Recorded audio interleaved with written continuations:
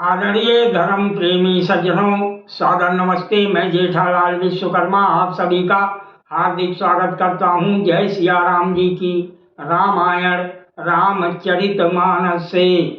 देवी पूज्य पद कमल तुम्हारे, सुर नर मुनि सब वही सुखारे। सुन सिए साति असीस हमारी, पूजई मन कामना तुम्हारी। नारद बचन सदा सुचि साचा, सोबर मिलै जाहि मनुराचा। महाकवि तुलसीदास जी कहते हैं कि हे सीता, हमारी सच्ची आशीष सुनो। ऐसा गिरजा जी ने कहा, तुम्हारी मनोकामना पूरी होगी। नारद जी का वचन सदा पवित्र, संशय भ्रम आदि दोषों से रहित और सत्य है। जिसमें तुम्हारा मन अनुरक्त हो गया है वही वर तुमको मिलेगा। मनु जाहि राच्यों मिलें सो बर साज, सुंदर साउरो। करुणा निधान सुजानशील, सनेहु जानत राउरो। यही बात गौरी असीस सुनी, सिया सहित ही हर्षी अली। तुलसी भवान ही पूज्य, पुनि पुनि मुदित मन मंदिर चली। जिसमें तुम्हारा मन अनुरक्त हो गया है वही स्वभाव से ही सुंदर सांवला वर श्री रामचंद्र जी तुमको मिलेंगे। वो दया का खजाना, सुजान और सर्वज्ञ हैं, तुम्हारे शील और स्नेह को जानते हैं। इस प्रकार श्री गौरी जी का आशीर्वाद सुनकर जानकी जी समेत सब सखियां हृदय में हर्षित हुई। महाकवि तुलसीदास जी कहते हैं कि भवानी जी को बार बार पूजकर सीता जी प्रसन्न मन से अपने राजमहल को लौट चली।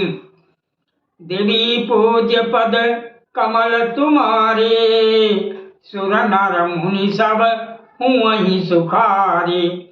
जानी गौरी अंकुल से ये रसना जाई कई, मंजुल मंगल मूल बाम अंग फरकन लगे। देवी पूज्य पद कमल तुम्हारे, सुर नर मुनि सब वही सुखारे। गौरी जी को अनुकूल जानकर सीता जी के हृदय को जो हर्ष हुआ वो कहा नहीं जा सकता। सुंदर मंगलों के मूल उनके बाएं अंग फड़कने लगे। हृदय सराहत सियाल नाई, गुर समीप गौने दो भाई। राम कहा सब कौशिक पाही, सरल स्वभाव छुअत छल नाई। हृदय में सीता जी के सौंदर्य की सराहना करते हुए दोनों भाई गुरु विश्वामित्र जी के पास गए। श्री रामचंद्र जी ने विश्वामित्र जी से सब कुछ कह दिया, क्योंकि उनका सरल स्वभाव है, छल तो उसे छूता भी नहीं है। सुमन पाई मुनि पूजा कीनी, पुनि आशीष दो भाई दीनी। सुफल मनोरथ हुओ तुम्हारे, राम लखन सुनि भय सुखारी। फूल पाकर विश्वामित्र जी ने पूजा की, फिर दोनों भाइयों को आशीर्वाद दिया कि तुम्हारे मनोरथ सफल हों। ये सुनकर श्री राम लक्ष्मण जी सुखी हुए। करि भोजन मुनिवर विज्ञानी, लगे कहन कछु कथा पुरानी। विगत दिवस गुर आयु पाई, संध्या करण चले दो भाई। श्रेष्ठ विज्ञानी मुनि विश्वामित्र जी भोजन करके कुछ प्राचीन कथाएं कहने लगे। इतने में दिन बीत गया और गुरु की आज्ञा पाकर दोनों भाई संध्या करने चले, अर्थात उपासना करने चले। प्राची दिश शशि वयु सुहावा, सिए मुख सरिस देखी सुख पावा। बहुरी विचार कीन मन माही, सिया बदन सम हिम कर नाही। उधर पूर्व दिशा में सुंदर चंद्रमा उदय हुआ। श्री रामचंद्र जी ने उसे सीता के मुख के समान देखकर बहुत सुख पाया। फिर मन में विचार किया कि ये चंद्रमा सीता जी के मुख के समान नहीं है। देवी पूज्य पद कमल तुम्हारे, सुर नर मुनि सब हुँ सुखारी। जन्म सिंध पुनि बांधु विषु, दिन मलिन सा कलंक। सिय मुख समता पाओ किम, चंद बापुरो रंग। देवी पूज्य पद कमल तुम्हारे, सुर नर मुनि सब हुँ सुखारी। खारे समुद्र में तो इसका जन्म, फिर उसी समुद्र से उत्पन्न होने के कारण विष इसका भाई। दिन में ये मलिन शोभाहीन निस्तेज रहता है और कलंकी काले दाग से युक्त है।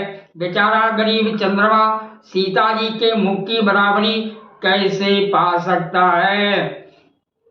घटाई बढ़ाई बिरहानी दुखदाई, गर सही राहु निज संध्याई पाई। कोक शोक प्रद पंकज द्रोही, अवगुण बहुत चंद्रमा तोई।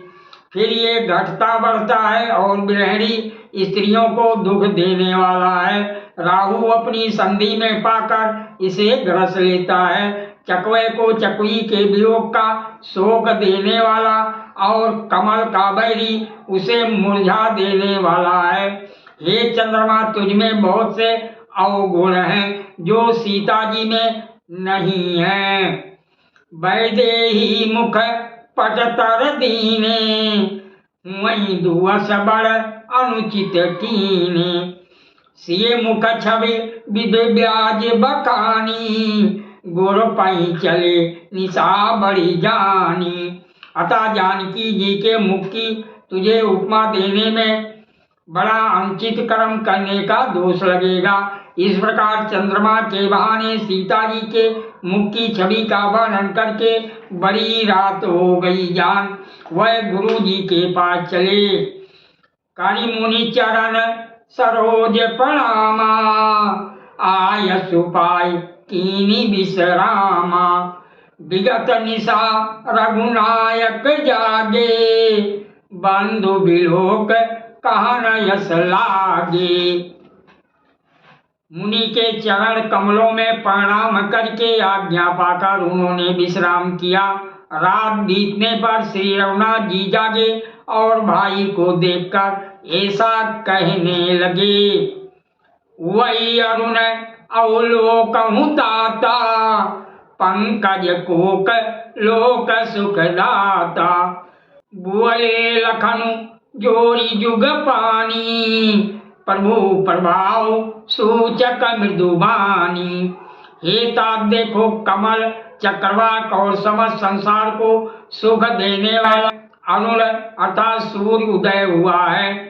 लक्ष्मण जी दोनों हाथ जोड़कर प्रभु के प्रभाव को सूचित करने वाली कोमल वाणी में बोले। सादर प्रणाम। जय सिया राम जी की।